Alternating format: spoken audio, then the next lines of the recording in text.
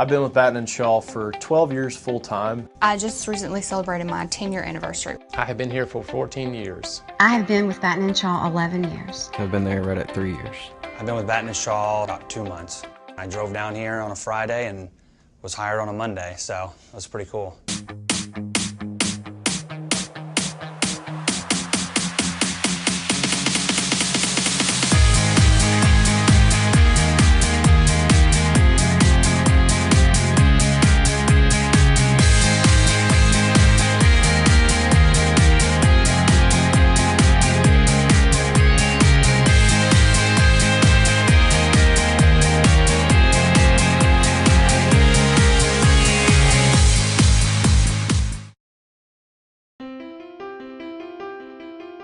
Part of the reason I love being an architect is working with people. I really enjoy working typically in doing a house with a husband and wife, and I love working with them as a couple and trying to find out the dynamics and think through with them what their real vision is.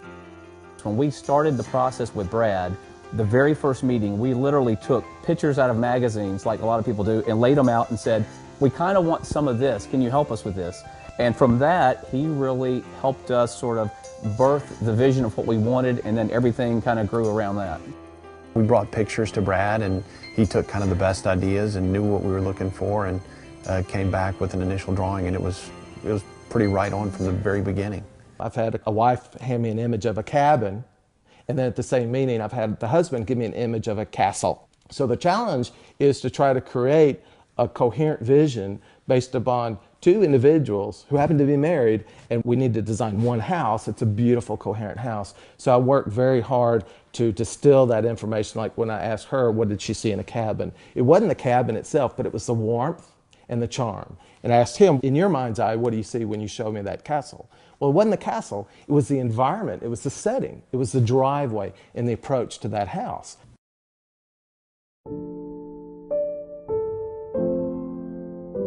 When I was 32, I met a man who appeared to be Mr. Right. He was charming. He was I was the light of his life.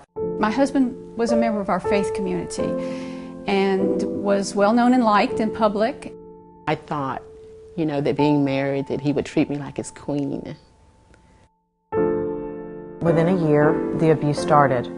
My husband was a verbal rager. When you started to add up everything, whether it was, you know, being thrown against the wall and choked, being kicked out of bed with construction boots, breaking my thumb, ripping clothes off of my body just to make sure that I didn't walk out the door. One night I was punching the codes on my alarm system, and it dawned on me that the only person that I was afraid of, I was actually locking myself inside with.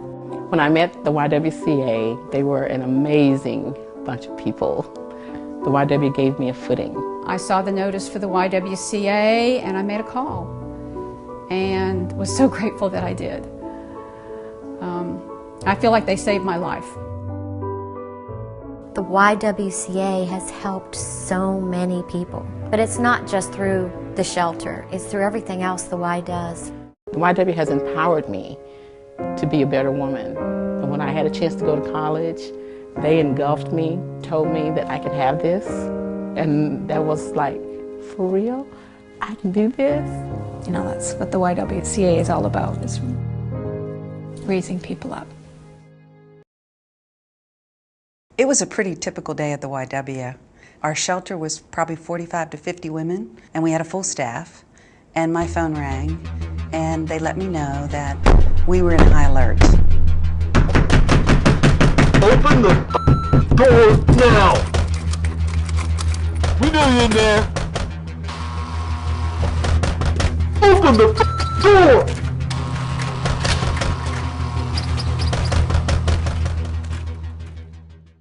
The YWCA shelter exists to help women stay safe. When there's a high alert at the shelter, there's a protocol that we follow. And so the police would have been called immediately, and then I would have been called next. So when I got the call from the shelter, the police were already en route. We realized that 4 days earlier, we had taken a woman into the shelter who was the girlfriend of a gang member. In fact, he was a leader of the gang. I'm currently assigned to the Specialized Investigations Division.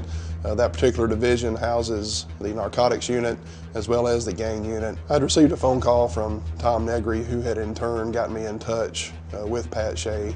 That immediately started a process of the Specialized Investigations Division along with the YWCA. An intelligence effort began on behalf of the gang unit of learning all we could about the male subject that was involved.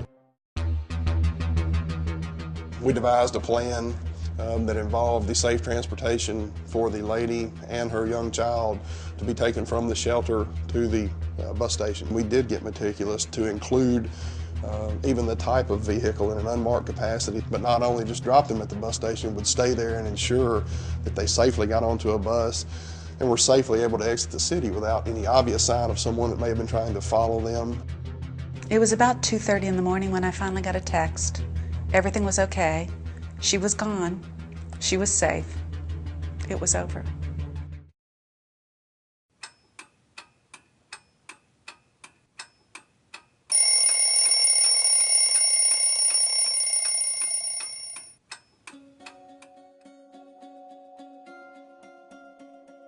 What inspired me to get into medicine was my father. I'm actually a third-generation plastic surgeon. So when I was little, my dad would come home and tell me about what he did and who he fixed and what it looked like, and I just ate it up. I really enjoy helping people, as cheesy as that sounds, but it is so rewarding. If you can just get up in the morning and feel better about the face that you have on or the body that you dress, you're going to have a better day.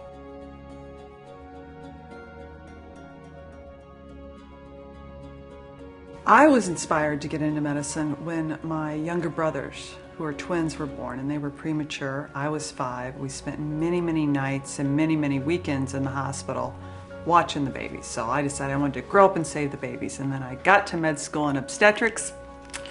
There's a lot of pelvic exams. No more fun to give one than there is to get one.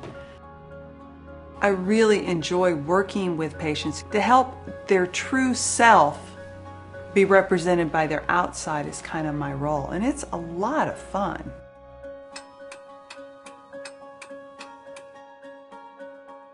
When someone says to me, "You don't look like a plastic surgeon," I cannot be more complimented. That is the highest compliment. I mean, really, when you think about a plastic surgeon, you think of a short, balding, old guy with a funky looking tie and a conservative suit. That is not us. No, so we don't want anybody to look at us and think, plastic surgeon. We're so lucky. We have the best job in the world. We're so privileged to be able to do something that we love to do. And we're privileged to get to work together. It's not very many people who get to work with their best friend, doing the job that they love, doing the job they'd always wanted to do. We've known each other over 20 years.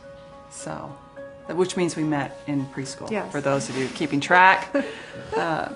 Don't do any math. That's right, don't do any math.